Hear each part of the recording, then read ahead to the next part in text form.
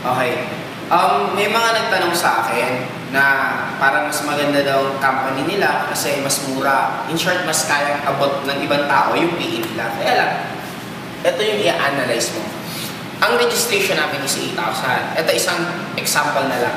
Alam mo, sa Global, 7,980. Tapos sabihin natin, yung ibang networking company, 2,000 ang registration. Kung pareho silang binary, normally, kung ang Global, ang direct referral bonus nila is 500 pesos, eto, hindi rin nila syempre kaya maging 500. Malamang, sabihin na lang natin, ang direct referral nila, sabihin natin, halimbawa na lang 200 pesos. Okay? Ang pairing ng Global, sabihin na ang pairing nila, 1.5. Sa kanila, sabihin mo na lang, ang pairing din nila, gawin na lang natin ng 500.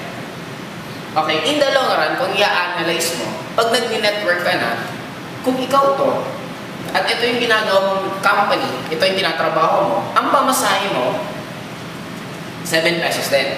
Ang pamasahe dito, 7 pesos din. Ang load niya, piso. Ang load dito, piso. Pareho din yung magiging expenses nyo. At take note, yung pag-i-explain mo sa 2,000 at pag-i-explain mo sa 7,880, pareho lang. Mag-explain ko sa 2,000, may mga ibang tao na after pinresentan, hindi pa rin sumali. May mga naman na sumasali. Kaya lang ang dilemma doon, in the long run, imagine mo nagpagod ka, ilang tao kinausap mo magkano lang kikitain mo. Ito. Unlike ito, may kinausap ka, ito yung pwede mong kitain. At in the long run, yung magiging pairing, mas malaki yung magiging kita mo. Kaya pareho yung magiging effort. So parehong effort, kaya lang yung income mo mas maliit. Kaya ganun din. Kasi kung sa totoo lang, kung i-base natin pamurahan, di ba? Ang magandang networking kami pamurahan. Doon na lang, meron akong alam na isang networking company, aloe vera ang produkto nila. Ang registration nila ay magkano? 6 na piso.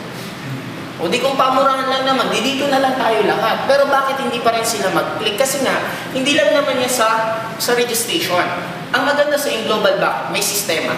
Napakaganda ng system mismo nila, napakaganda ng compensation plan, napakaganda ng produkto. Sabi ko nga, sabi ng iba, sa amin mas maganda kasi mura ang supplement. Hindi mo pwedeng ikumpara kung ang supplement mo iba. Parang ganito yun Dalanghita, mura compared sa orange. Pareho sila prutas. Pero dito, bakit mas mura yung dalanghita? Kasi iba din yung quality nila.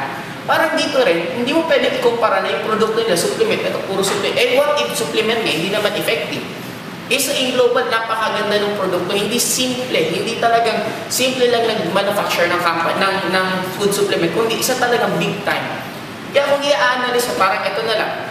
Simple lang. Bakit ka sasali dito? Ganito nga kamura. Wala naman ako dyan. At least dito sa 780, nandito ako. Iba, maliban sa nandito ako, ang dami pang iba, magagaling ng mga networker mismo na nandito, na wala doon. Kaya in short, ang titingnan natin, hindi lang dahil sa presyo. Tingnan mo rin yung magiging kasama mo, yung magiging may-ari, yung ambience ng opisina, lahat. Ang dami pang factor na i-analyze kung bakit ganito ang registration ng Global. Okay, Docs?